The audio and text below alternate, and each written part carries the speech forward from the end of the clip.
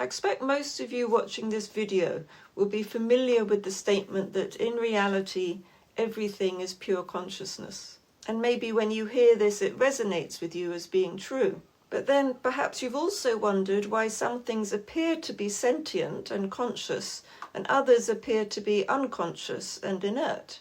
What's the difference between them? And how can pure consciousness appear to be something that's unconscious? In this video, I'm going to explore this topic by looking at what's really meant by pure consciousness and by investigating how one underlying reality can appear in so many different ways without ever being divided or changing its inherent nature. And just to clarify, when I use the word self, pure consciousness, pure awareness, pure knowingness, they all refer to the same undivided underlying reality. Whereas when I just say consciousness or awareness on its own, I'm usually referring to the individual human level of knowing.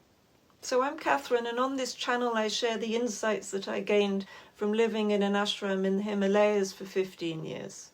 And I also send out a short weekly philosophy email, and the link to sign up to that is in the description box below if you're interested. So we can start with the obvious fact that one reason that human beings appear to be alive and conscious is that they move around, they think and they speak. Whereas when you look at a rock, it doesn't do any of those things.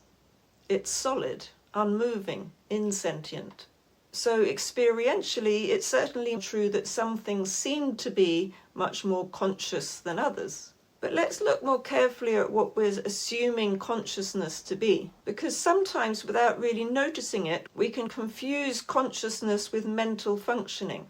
We can assume that to be conscious means to think, to analyze, to perceive objects, to operate as a subject encountering a world, as if consciousness is somehow synonymous with individual cognition. But if we slow down and observe our own experience, we can notice that thoughts appear, sensations appear, emotions appear.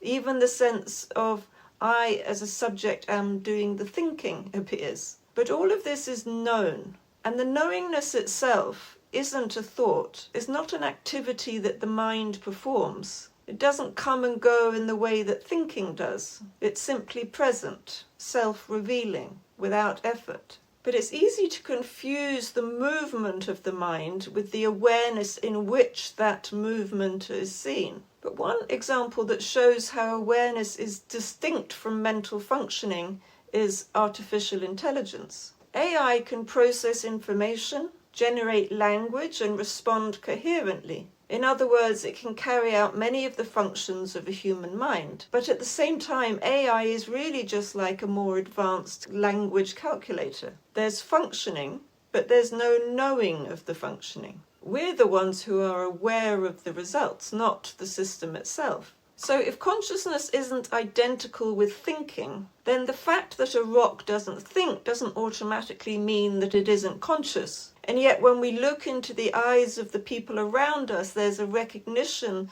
that the light of consciousness that we ourselves are experiencing is being reflected back at us. Whereas the rock certainly doesn't seem to be having any kind of awareness of the things around it.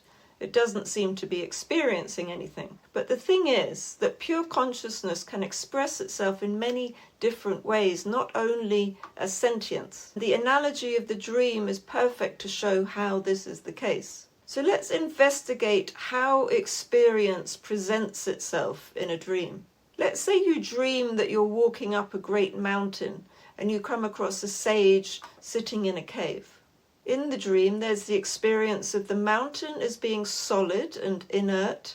It doesn't know anything, while the sage appears to be sentient and responsive. Perhaps the experience includes looking at some beautiful, delicate mountain flowers, gazing at the clear, open sky. And perhaps there may be a sense of there being a great distance in front of you when you see another mountain range on the horizon. So we can notice that there's also the experience of there being an ego sense, or ahankar, as it's known in Sanskrit, by which I mean the sense that I am this body walking up the mountain, I am looking at this wonderful view and I am talking to the sage. And the experience is framed as if this I sense is located behind the eyes of the body walking up the mountain, and everything else seems to be separate from this sense of I. In other words, the I sense in the dream appears to be the subject who's experiencing everything else being witnessed as objects. And all these distinctions seem entirely convincing. And there's an underlying assumption that all this is real and true. But when you wake up, it becomes obvious that the mountain and the sage and the flowers and the sky were all made of the same awareness. The underlying sense that all this is real was created by the same awareness. And the sense that I exist in this particular location as a separate entity was also the product of the same awareness. So the entire subject-object framework of knowing, the sense of being a subject located in a particular place, encountering separate objects, was just an appearance within that undifferentiated field of consciousness. And this is important to realize because people don't always understand subject-object knowing is just a temporary construction in awareness. And they can assume that whenever there's knowingness, there must be a subject knowing an object.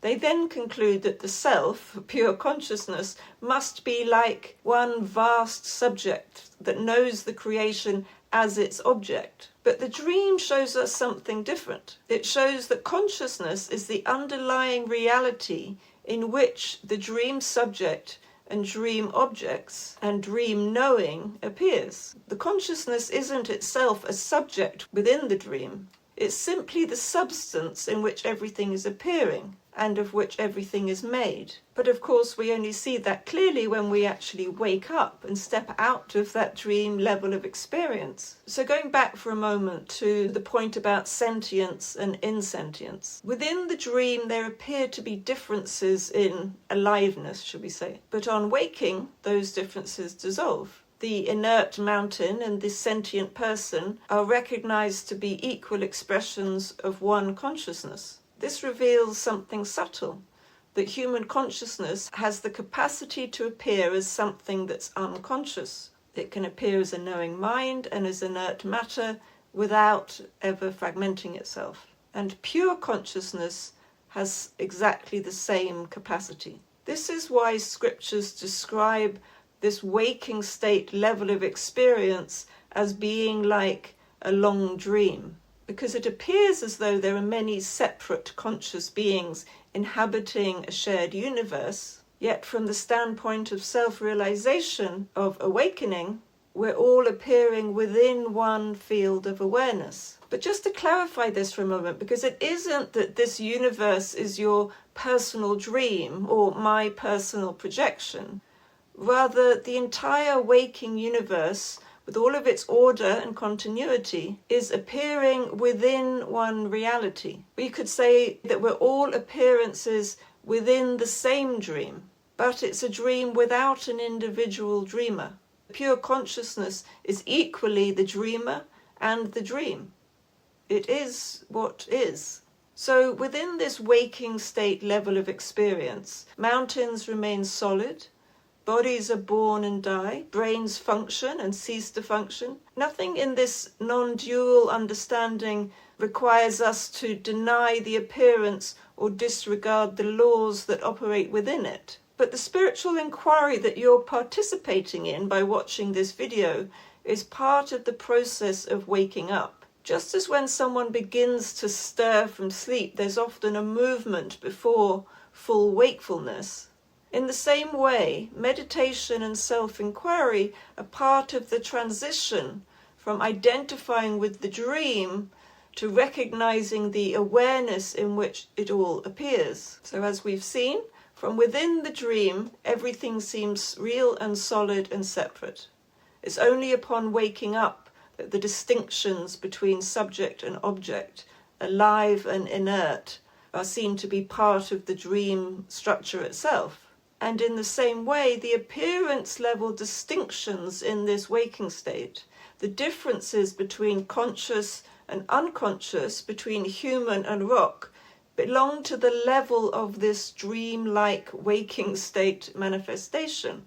Recognizing this doesn't make the world disappear as such. It simply reveals that what we are is not any particular form within it, but the ever-present reality in which all forms appear. And that recognition is what it means to wake up.